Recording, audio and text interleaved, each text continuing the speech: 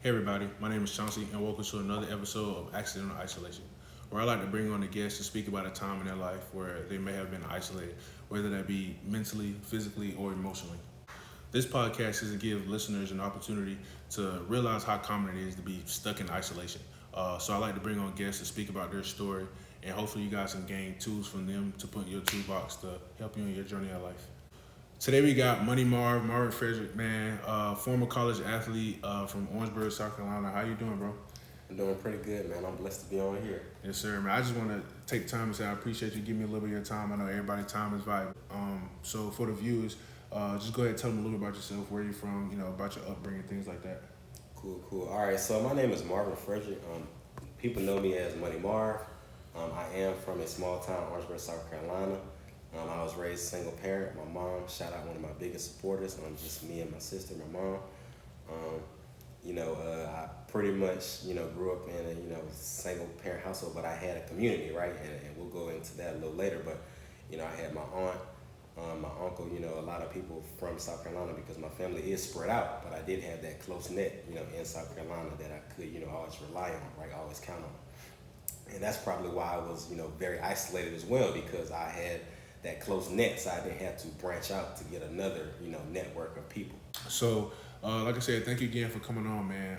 Me and you spoke beforehand, and you know the definition of accidental isolation. So why don't you go ahead and give the viewers a little insight of what that looked like for you, or how that went about. All right, cool. So I actually had, more than one accidental isolation. I think a lot of people will resonate with that. You don't just have one, right? It's kind of like failing, right? You never just fail once. You kind of do it over and over and over, and you get better every time, right? So, the time I'm going to tell you guys about, in depth is going to be, kind of where I got started in the place I'm at now, which is, a day trader. But, my first accidental isolation moment, happened in high school, right? I was a college athlete, like, Chauncey said, but, that was my first time, my first, probably moment of, getting that taste of failure in my mouth. And I didn't like it. I get it. I went into high school about 90 pounds, right? You can imagine how small that is. Probably about 5'4", right? I had dreams of going to the NFL. I had a few cousins in the league. I wanted to get in. I was a little undersized, unlike them. So yeah, I kind of had a struggle of putting on weight and those kind of things. And that's kind of like where my, where my moment happened. I was trying to pretty much grind it out, trying to get a scholarship, as to somewhere I wanted to go. But when you're playing a sport, when you're an athlete, you don't really control where you go, right? You just control the amount of work you put in, and that, in turn, it opens up opportunities for those places you will go. So okay, so that was your first isolation, and like you said, bro, many people like this isn't a one-time thing. You learn from it, and you're done for the rest of your life. You're perfect. It can happen over and over and over. So your first isolation was in high school. So what did it kind of look like? I know you were a lot younger. It was a little bit ago. But can you remember what it looked like? So you went in and you were undersized, but you got people that's in the league. You know it's possible from where you're from. And you was grinding to work. So what did it look like a day-to-day almost? Like, were you not talking to people? Were you just kind of by yourself? Like, how did that look like for you? No. So yeah, I would have to say it was kind of, my day to day was not talking to people, right? I had friends, I had, close friends, but, like I said, my focus was trying to get to the league, right? And the first step to getting to the league is getting into college, right? At least on a full ride. Mm-hmm. So, I spent the, majority of my days, especially during the summer, doing 2 or 3 days, right? I know, okay. Everybody knows 2 a days, but I was doing 3 a days, right? From freshman year to junior year, I was doing 3 days, every day. I probably would wake up around 5. And like I said before, a single parent home, my mom, she's an RN, great money, but she always worked, right? So I kind of got that drive for her.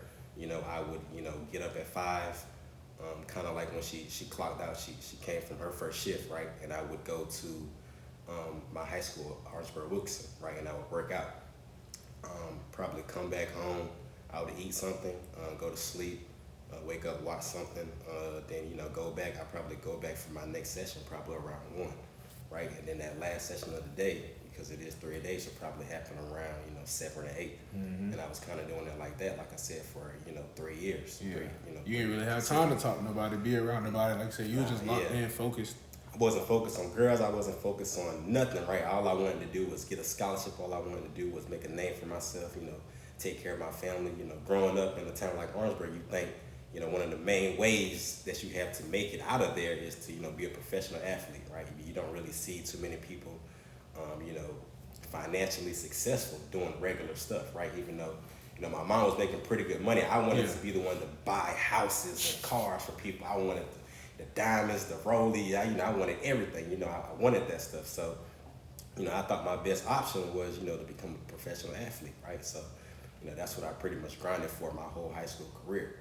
And, as I, went through high school, that kind of didn't happen, right? That kind of did not happen, right? I put the work in, all those things came. I did have scholarship offers. I didn't have any big name offers, of course, but, the recognition did come. The work paid off, ESPN 300. I was ranked. Okay. Feel me? Top 300, feel me? I did have a rating for a short amount of time. It was like 70. It's one of the lowest ones, but it's a rating. I was rated. For y'all, I was rated. You know what I'm saying? So I ain't had none of that. No stars, no ratings. I ain't none of that. So that's pretty good though. It came from the the ESPN camps, the Spark Combines. Okay. If you ever heard of those, right? You go to those and the top athletes pretty much get ranked. So you probably have about 15 to 3,000 people. I went to a few. My first one was one in Alabama, right? My mom, like I said, single parent, one of my biggest supporters. She took off from work and we actually flew out there, right? A lot of people, with single parents, their parents wouldn't be able to do that, right? She really believed in me, right? So, we went out there. I did that one. It was probably, that one actually had about 5,000 people. Man, when I say accidental isolation took place even more, yeah, because everybody there was like they played for Alabama. That's the first time I seen people in 9th, 10th, 11th grade that looked that big. Looked like college. That wasn't 90 pounds. Yeah. So, that was my first experience. Went out there, I didn't do too good. I didn't do too good. I didn't even place. I think I was like in the bottom 1,000. I wasn't last. It was like, 4,000 or 5,000 people. It was a good bit. So I wasn't last, but I wasn't, high enough to get, ranked or noticed or, any kind of, school sending letters and stuff like that. But the next one I went to was actually probably about a month or two later in Charlotte, right here in Charlotte. It's crazy, right? In Charlotte, North Carolina, my mom again, took off from work, brought me up here. That time I kind of felt, I've always been a dog, man. So, I thought that, no matter what happened, I'm gonna get, ranked. I'm gonna be in the top percentile when I went out there. And, I was in the top 300 out of, I think it was about 3,400 people. So I was in the top 300. I felt good. I felt like, I made my mom proud. I didn't waste her time, right? I felt like I was one step closer to my goal of being in the NFL, being someone that's, a kind of a financial stable in the family, right? To be able to do those kind of things. So, that took place. And, coming into my junior year, I had a coach. I had a DB coach. I love him. He was a family friend. He wanted me to split reps with somebody, and I felt like they should never split reps with me, right? Because I feel like I put the work in. I was better. We had another DB. He went to Clemson. He was, very good. He had the size, everything. He went to the league. I thought I was better, right? As far as, fundamentals. He was more gifted, athletically. Clemson, he was bigger. Yeah, he was more gifted. No doubt. But as far as like being that number 2. Or even number 3, because we had another safety, right? He was also a D1 athlete. Rest in peace to Marv, man. He passed not too long ago. But, we had those 2 guys, D1 athletes, and I thought, I should be the 3rd, right? So I'm thinking if I'm the 3rd, I shouldn't have to split reps with nobody, right? I'm not coming off the field, this is my thing, this is what I'm going to do.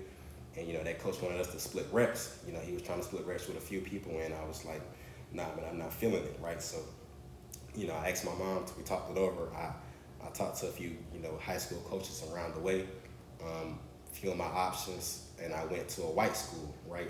You probably think, he went to white school, he copped out, right? He took the easy route, right? But I took the best route, for me, right? I took the best route to help me achieve my goals, right? So, I went there, and like I said, this whole time, like I had 3 moments of accidental isolation, right? So high school was my first one, right? So almost my whole high school career was accidental isolation, right? Brief periods, stuff like that. But as soon as I get there, first day in pass, I break my wrist and my forearm.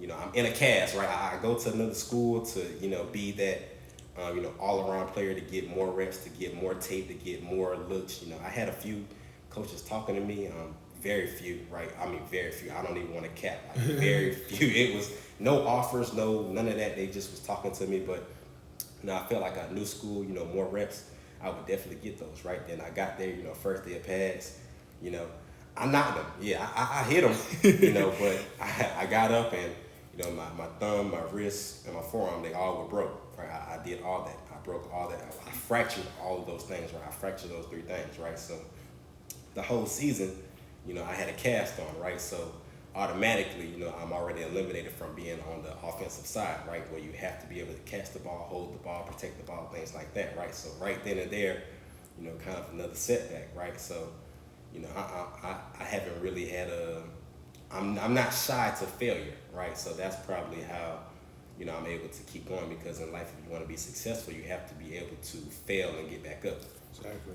But So how'd you get through? So after you broke everything, you fractured everything, and you just, all 3 years you kind of isolated yourself, man, because you had one goal, which is good to have a goal, and it's good to do everything to achieve that goal. But you also gotta keep the people around you. But like you said, that was your first one, and you learned from it. So after you fractured your wrist, you had a cast on. You had a pretty good season after that. What was the next step? I know you said in the beginning you very few, but were you able to continue your athletic career after that? Yeah. So Okay. the scholarships did come. I had two. So out of those 2, I went to school. I'm not gonna name the schools, but I went to one, and I pretty much got kicked out before I got there. I was there for probably 1 semester. I got kicked out. Something happened. Just being young and hot headed, got kicked out. Again, like I said, I'm no stranger to those moments of failure, those moments of accidental isolation, right? Because we don't plan for those failures, we don't plan for those hiccups, right? They just happen, right? You kind of got to roll with them, take them to the chin, right? But yes, I got kicked out of there.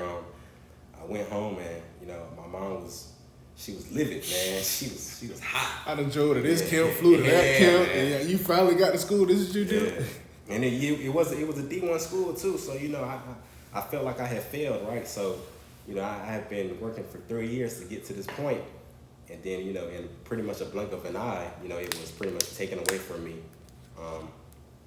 And yeah, I kind of felt like I was back at square one. So, first thing first, like I said, my mom was, she was livid, but she always had faith in me. She didn't discourage me. It was never, well, it's time to get a job. It was, what are you gonna do, right? It was, what are you gonna do? So I said, I'm gonna try to go back to school. I'm gonna, probably go to Tech, probably go to a JUCO, and try to see if I can get back into another school, right? Pretty much chase my dream, right? To be that financial stable in my family. So, I went to a JUCO, did very good in the classroom, right? Very good in the classroom, right? Had a 4.0. JUCO kind of went, not too good. It was good enough to get another offer, right? But it wasn't good enough to where I got back to where I was or better, right? So even on the JUCO team, like I said, my life has been, full of failures, right? So I got kicked off that JUCO team for, punching the coach. Right, I was pretty hot-headed when I was younger. We got into some altercations, and yeah, he said something I didn't like, and speaking of that team, we had some of the top-rated JUCO players in the country, right? So I was in a great position, right, to get to where I needed to be. Things just happened, and I didn't maximize on that. But yeah, so yeah, he said something I didn't like, and I aired off on him, and they kicked me off the team, and I still had my grades in the grade room. I still had that offer. I got that offer. Blessed to get that offer before I punched him. So yeah, so I got kicked off the team. So I pretty much just finished out the year that JUCO in the classroom.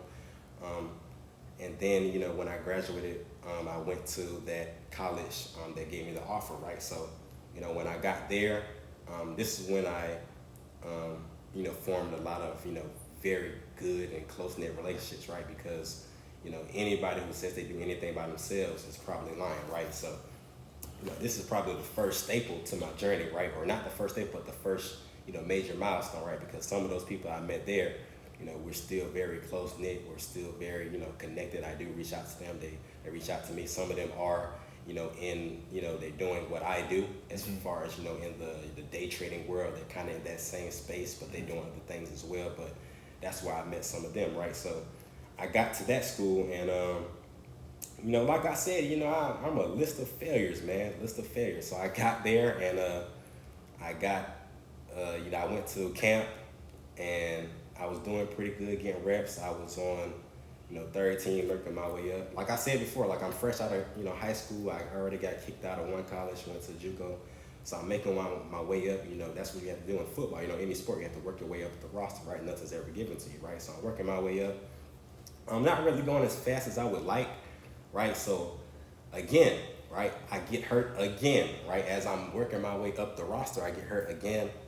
I tear my bicep and I broke my forearm because I dislocated my elbow. So yeah, again, another major injury, right? But this time, when I got injured, I kind of had to, I didn't have to, but I kind of fell in a spot where I was looking for something to kind of, fill the void, right? Fill the void of football, fill the void of, being out there with my teammates, my friends.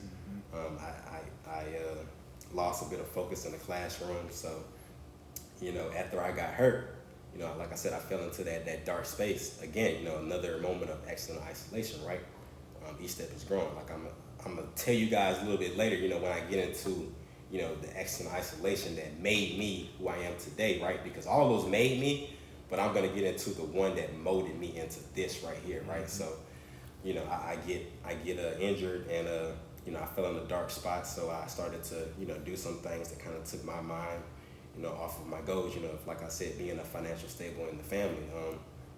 So I actually didn't attend any classes when I got injured. I didn't show up to workouts. I didn't do a lot of things where I kind of threw it in the trash. Where I had a 0.4, I think, right? I don't think it. If you know anybody in college, right, that's less than a 1, right? So a 0.04, right? That's damn near nothing, right? So pretty much I'm not doing anything. If you know what that is, right, you don't get any second chance after that. You get put on something called academic suspension, right? That's where you get kicked out of school for a year. So that happens. I get kicked out when that semester is, up. I come back home yet again, right, to my mom. She's like, all right, now look. Listen. She said, you might have to get out of the house, right? You might have to get a job. You might have to get out. You might have to, choose a different route, right? But she said that, but she also was, she asked me what I wanted to do, right? And I said, yet again, right, I wanted to try to go back to school, and pretty much, pursue my dreams, right? So I ended up, like I said, I finished that year on suspension side. I went to, I got a chance at another school, right? But when I got there, I kind of knew I messed up already, right? Because the DB coach that I wanted to be there, his name, Coach Max, right? That's who I thought was going to be there, right? A coach that's well known, right? As far as for DBs, right? He wasn't there. I had another DB coach, man, and we didn't see eye to eye on anything. And I mean, yeah. So right there when I met him, I knew I kind of fucked up. He wasn't cut from the same cloth I was cut from. And in sports, if somebody's not cut from the same cloth, it kind of makes it hard to get along with them, right? Because in sports, you have all these different, backgrounds, ethnicities, personalities. You have all these different things coming into play, right? But a coach is a little bit different because a coach has to be able to, relate to everyone, right? And I felt like he couldn't relate. Or wasn't trying to. Yeah, or wasn't trying. Yeah, I felt like he wasn't putting any effort, into relating with me or trying to relate, right? So, we bumped heads a lot. I actually got kicked off that team as well. Incidents, like I said, not foreseen. I had a roommate. He stole from me. They actually kicked me off because I fought him because he stole from me, right? And I actually gave him a chance to come clean, right? I'm the type of person where, like I said, I was hot-headed, right? I won't take no disrespect. So, he was a little taller than me, so I went to him and I asked him, did you steal from me, right? And he kind of smirked. So, like I said, I'm hot-headed. So when he smirked, I said, oh, the orange bird came out, or the bird came out, right? So, I got into a fight, left his mouth a little bloody, That's how we do, unscathed, So I got kicked off the team for that. I was let back on the team, right? I was let back on the team after that. Another incident happened with a player that I knew before I even got there, right? Because he played at a D1 school. I knew him before because of, one of my friends from high school. He played at that same D1 school. So, we knew each other before we knew each other before that last school, right? So we already were, pretty tight, right? But we got into pretty much a situation where they wanted, he was a star, right? His parents were, dual, I know everybody thinks that Deion Sanders and Jackson were the only, were one of the top people to play two sports, right? But his dad also played, Major League and NFL, right? So, he was highly touted. They wanted to keep him, so they wanted me to take the fall for what happened. And like I said, we were cool, and he real stand-up person. He didn't do that, so I got kicked off after that, and then that was pretty much the end of my college career, right? As far as football, right? So.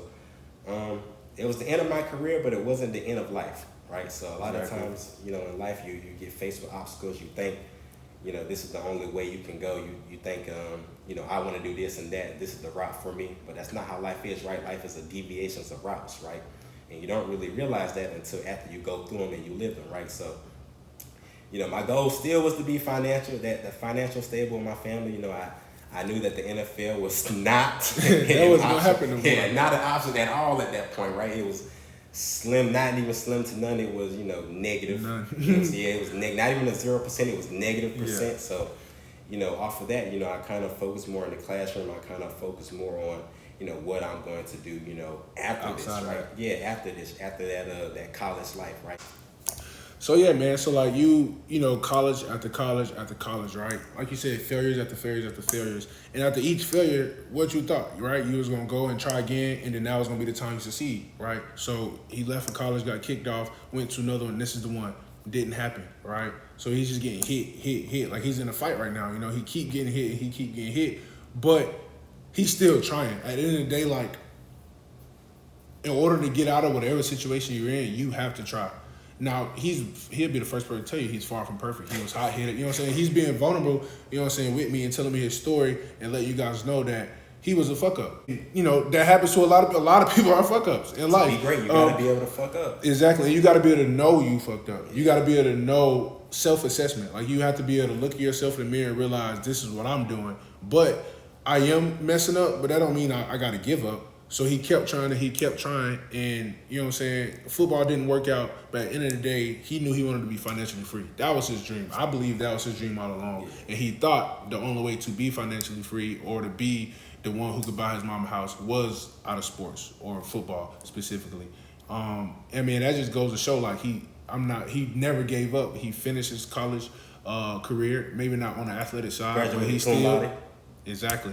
So go ahead, talk. Football's done, your athletic career's done, but that doesn't mean our life's over. So go ahead and tell them, like you said, you took the classroom back serious, because don't let them mistake you. You know what I'm saying? He got kicked out of school with a .04, but before then he was a 4.0 student, and after that he got back to being that 4.0 student. So go ahead, and let them know like what happened after that. Yeah, man. So from failure to failure, from 0.04 to like 3.5 GPA graduating, I actually got a career before I even graduated, right? Because like I said, I've been kicked out of numerous schools, so I had to stay a little bit longer in college, right? So I was in that kind of summer graduation class. I was taking classes during the summer, and I actually got a career before I even graduated. It was with a restaurant. I would get a chance to be in, kind of like entry-level corporate America, right? Making pretty good money, right? Especially for a black college kid, small town. I was making pretty much, I would say content money, right? Content money, right? You find a job, you find a career, you're making, enough money, more than you thought you would make as far as, with the job. You kind of get content with your life. You kind of, put those aspirations and those goals aside, right? Like I said, I wanted to be a financial stable, and I know that although I was making good money from that career, that would never have been an option, right? So, I think that, and I actually got fired from there. Another another mistake, right? Another mistake. I actually got fired from there, but I think if I never got fired, and this is when The isolation really started. yeah, this is the point, kind of the turning point, right? The things accident had to change. Yeah, that I kind of had to look, self accountability, right? Because before then, as I tell you these stories now, right, it was not the same headspace right back then, right? So, as I'm getting kicked out of these schools, it was my fault, right? Now it's my fault because I had to, look in the mirror and say, okay, well, you got kicked out because X, Y, and Z, right? Not because something they did or something you didn't like or something like that. It was because of you, right? So I had to look at myself in the mirror and I, take an assessment, and I deep down inside, I knew that I was the problem, right? So I had to change. And with me being fired from that job, like I said, that was my moment of external isolation that pretty much pivoted my life. I would say pivoted my life into, what it's about to be now, what it is currently. So yeah, after I got fired from there, a friend of mine from college, another, part of networking, why networking is so important, right? Community. Community, right? So he actually got me into network marketing, right? A lot of people of our skin color don't really know what network marketing is, right? Tell them what it is for the people that don't know what network marketing is. Break it down for them. Not too. You don't gotta go too deep into it, but break down just the basis of what network marketing is. All right, so pretty much network marketing is pretty much the entry level, kind of like entrepreneurship, right? Everybody wants to be an entrepreneur, right? But network marketing is kind of the easiest way because you're not necessarily accountable for anything, right? It kind of gives you a blueprint without responsibilities, right? So, Okay. Entrepreneurship, if you're going into that space, you're trying to own your own business, trying to own your own, likeness, your name, all that kind of stuff. You're going to come into that world, with everything is, reliant on you, right? And network marketing, it kind of flips it to where it's not really, it doesn't have the pressure on you because you kind of get, it's kind of like you're a worker and an entrepreneur at the same time. Yeah. Right, that's what network marketing Your money's based off what you do, but you have a bigger company behind you. So if things don't work out, like the company's not gonna fail. You might not be as successful as you want, but the company's not gonna fail, Exactly. and the product's not coming from your pocket. So you might not be in the positive, but you won't necessarily be in the negative. Not exactly. You cannot do so good and still not fail per se, right? Opposed to being an entrepreneur where you're gonna fail. And failure is gonna happen, right? You're gonna keep failing and failing and failing, and then succeeding. It's gonna kind of outweigh the other to a certain extent. When you get to a certain level, the success will outweigh the failure because you're always gonna fail at every step. I don't matter what it is, right? You're never gonna get to a point where failure doesn't happen, right? You're always gonna fail. You're always gonna have to self-evaluate. You're always gonna have. You might always have these external isolation moments, right? Because like I said, I had more than one in my life, right? So you're gonna have those steps of where you have to kind of take a step back and look in the mirror and say, this is kind of why my life is, why it is, right? You have to, look in the mirror and take accountability for the things that happen in your life because nothing just happens, right? I know sometimes you get freak accidents, stuff like that, but there's always things you can do to better the outcome, right? There's always things you can do to better the outcome. But like I was saying, a friend, he introduced me to that, network marketing. Again, I was in like I said, I was in that external isolation moment, after getting fired, and I was still, with Amway, but I kind of had a light went off in my head, right? I was like, well, this is my chance to be, that financial stable that I promised my mom for years, right? So I get into that. I'm doing okay. I'm not really. I didn't have a big failure like the ones before, right? So, off rip, I'm thinking, this is definitely it, right? I don't have any big hiccups, right? But again, I still failed in that, right? So, going into that, I failed. I didn't reach. You have certain statuses, right? Certain statuses equal the amount of money you're going to make, right? Like I said, I was in that for probably about 6 months. I never reached that first status, right? Never reached that first status. And then another friend came with another opportunity. Again, like I said, network marketing as well. But this was the one that made me into who I am, right? Because it was network marketing mixed with Forex, right? If you don't know what Forex is the foreign exchange market. Similar to the stock market, that's what I do. That's why I'm labeled as a day trader, right? So I was introduced to that by yet again, like another friend in my network, right? That's why networking is so, important because, when you're entering these external isolations, your friends, right, or people close to you are the people most likely that are gonna break you out of that, right?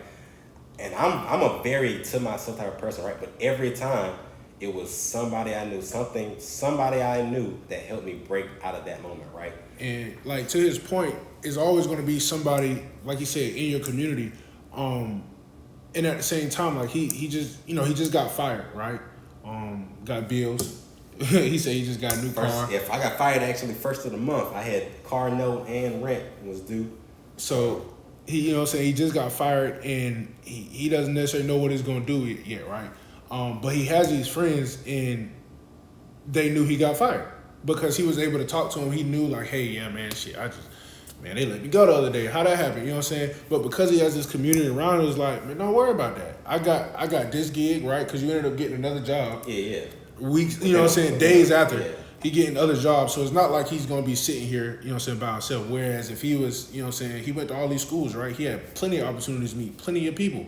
But if he went to these schools and didn't talk to nobody, stayed to himself continuously and didn't have any people, once he got fired, it's like, now what is he gonna do? You know what I'm saying? But luckily he had that community around him to be like, hey yo, don't worry about it. You know what I'm saying? It happened. You know what I'm saying? And obviously he knows it happens, like he's used to failure at this point, right? But he's able to go ahead and get back on his feet quick. So, he just got finished with the network marketing company. Then now he just got introduced to the Forex and MLM game. Go ahead and, tell us how that is, because that's what you're doing now. So that's where your life is now. And that isolation is what led you to this, as well as the community around you that did that. So go ahead and tell us, what's going on with you now. All right, so after that MLM, I currently have my own business. It's more of, that true entrepreneurial state. I don't have any, major company behind me. That's kind of, what network marketing and, multi-level marketing is, right? Is that kind of like that safety net behind you, right? Me and my girlfriend, we took that leap of faith. We branded our name and we pretty much made it into a business that we can, be full-time entrepreneurs, right? And that's kind of like where I am now. And even with that, I want to touch back to the MLM side of. I had pretty good success with that. I had pretty good success. From a list of failures, that was pretty much a staple of my life of succeeding. Right. So, I get in that space and I obtain a rank of P5,000. You're getting 5,000 a month. That's pretty good money, right? I'm close to getting 10,000 a month right now. This is where your eye starts to open, right? 10,000 a month. From your phone, 10,000 a month, pretty much for helping people, right? That's $120,000 a year. So at that point, you are a six-figure earner, yes, and that's just one part of the income of what he's doing. Yeah, for sure. So, that was happening, but then, that company, things kind of, unwinded, right? Because I don't know if you guys are aware, MLMs, they can be up one day and down the other, right? So, that's kind of what happened with that one. So we went to another MLM.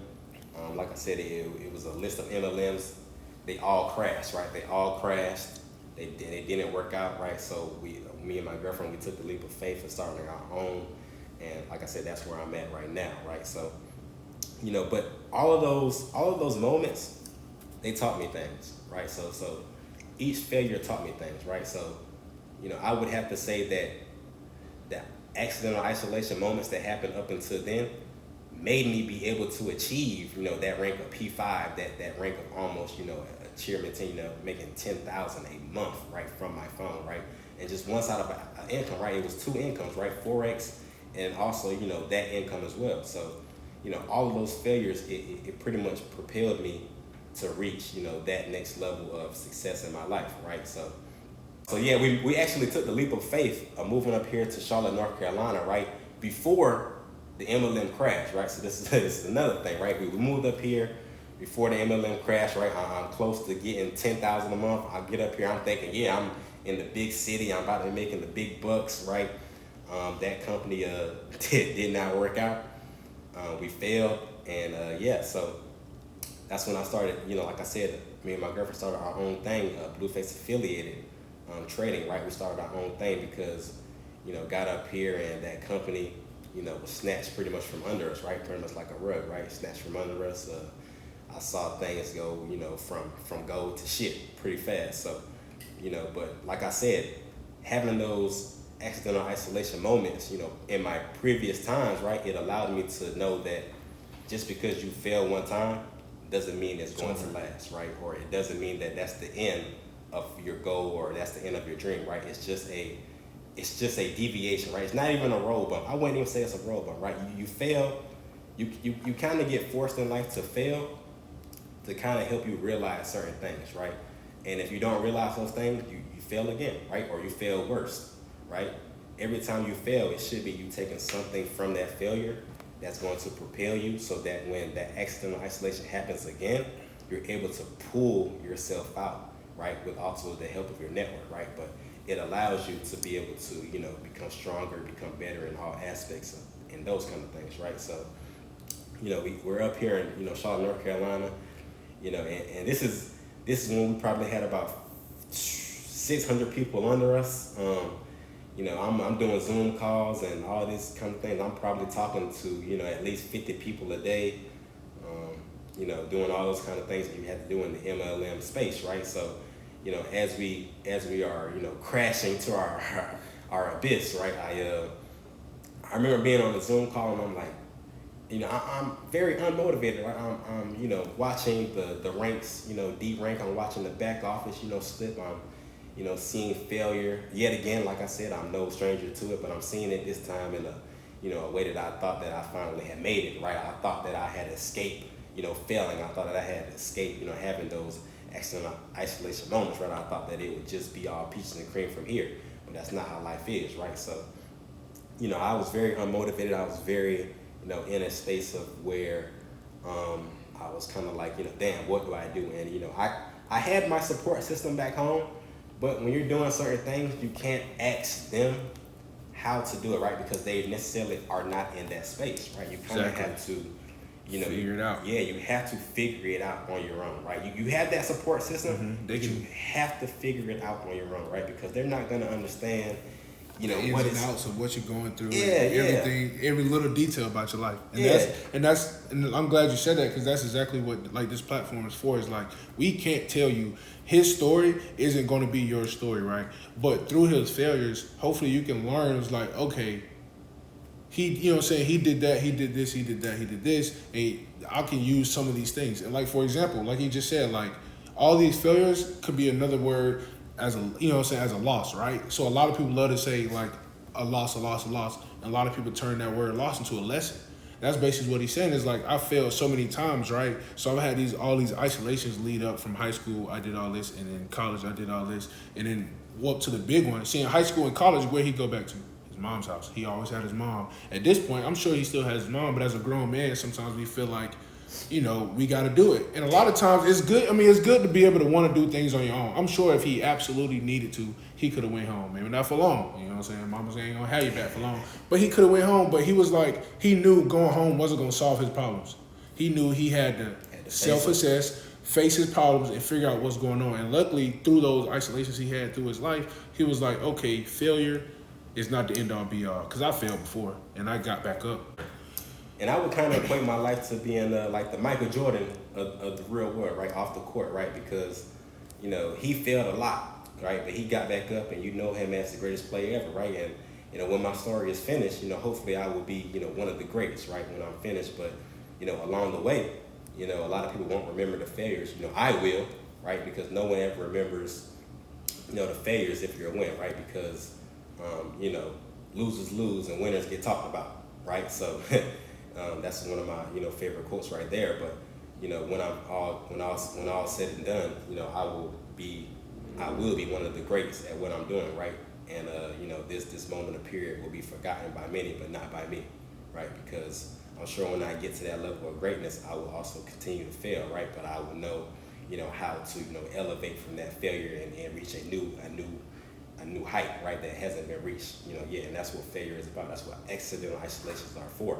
Right, they're meant to happen in your life to either push you to where you want to be, right, or you're gonna just flame out, right? You're gonna flame out if you let it, right? But therefore, they're designed, right? Everybody's gonna have them. They're designed to push you to where you want to be, right? Because everybody says they want to be this, that, and the third, but you cannot get to that without going through those accidental isolation moments and you actually see who you are, and it propel you to a new height, right? So, you know, when all's said and done, and you're gonna look back on this and be like, damn, that's really somebody who kept failing and kept failing and kept failing, right? But it seems like he's been nothing but successful, but that's far from the truth, right? Because, you know, every turning point in my life has been, you know, some sort of failure, right?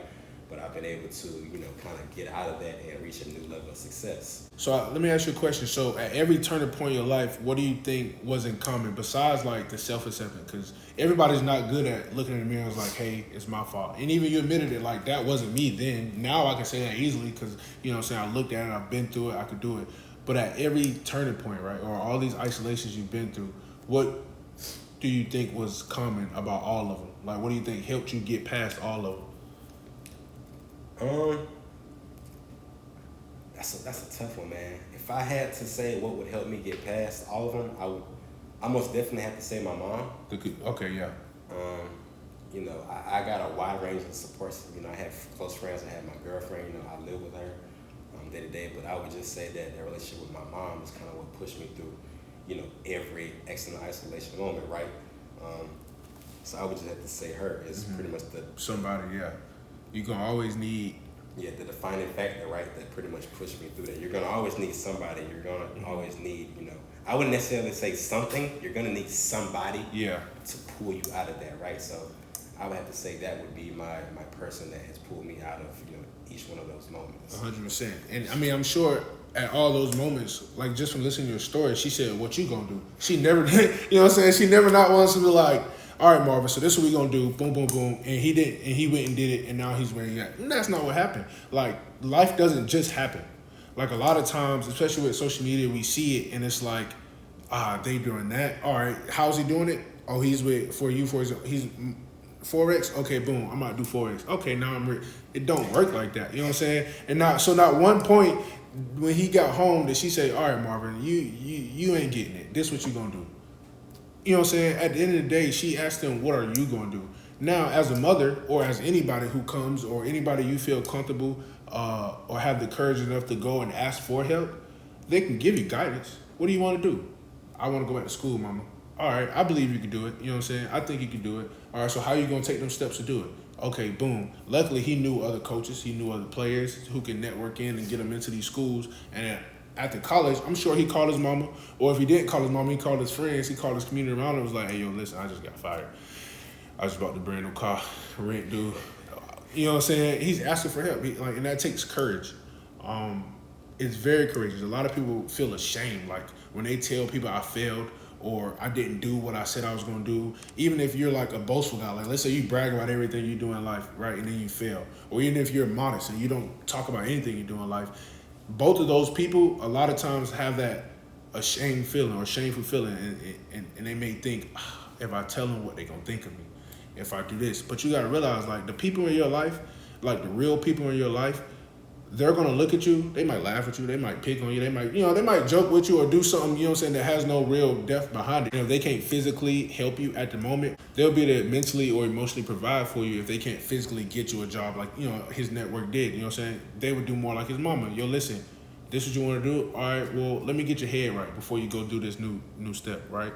And that's what a lot of people need. A lot of people need people around them, need that community. Because I like to say, like, we aren't meant to do this life alone. And like you said it yourself, like, if anybody tell you I did this by myself, they're either lying or what they saying they did, they probably didn't do, right? Yeah. And if they did it, good job for them, but they can go higher. That means their potential is so much more higher. 99.9% of the time, they didn't do it, right? Exactly. If they didn't have no help and they're saying they accomplished these milestones, they didn't accomplish them. Exactly. They're just capping, you know, maybe social media or something like that. But, you know, like Chauncey said, you know, every moment I had that kind of that fallback, you know, I wouldn't say fallback person, but I had that person that I could lean on, right, to bring me out of that external isolation moment.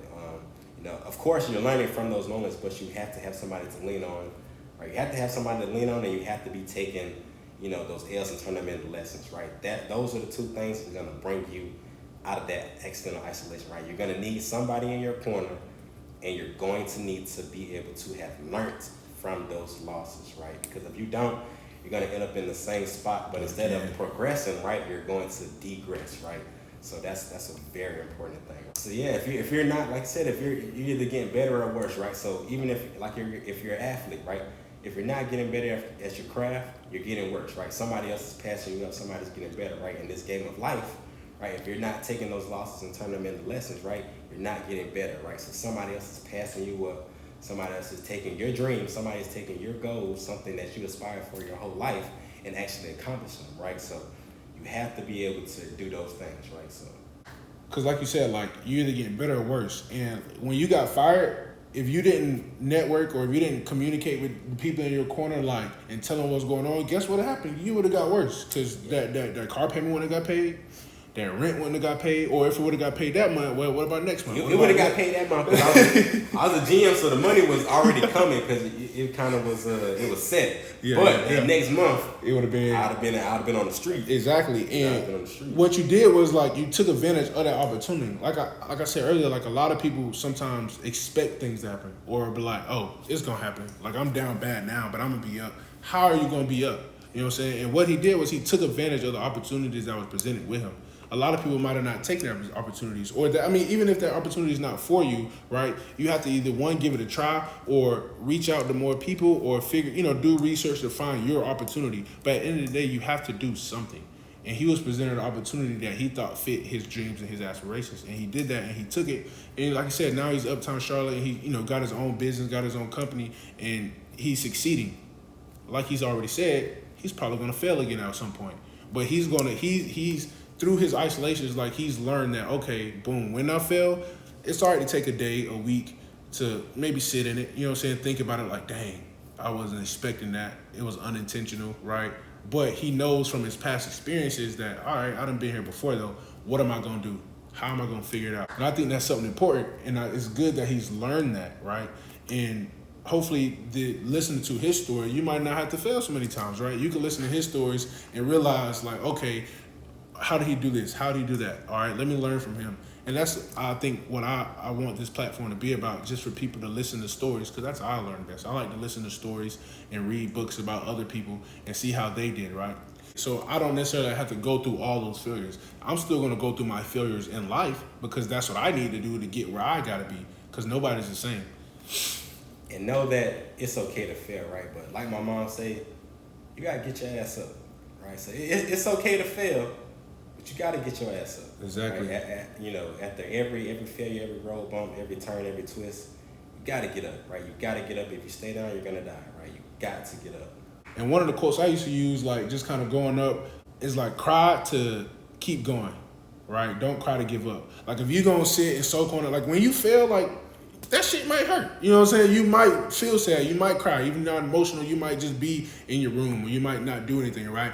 But do that with a purpose. Like, all right, I'm gonna let myself sit with it, because we're not perfect. We're not invincible. When things happen, when he might have got fired, that jump probably hurt. It was like, dang, what am I gonna do, right? But at the same time, he knew, I'm gonna cry about this. Maybe not physically, but I'm gonna sit in this. I did cry. I cried. I definitely cried. Exactly, bro. And there's nothing wrong with that. You know what I'm saying? You sit with your emotion. Like a lot of people are afraid to sit with their emotion, and that's something you have to be able to do, because that's how you learn who you are.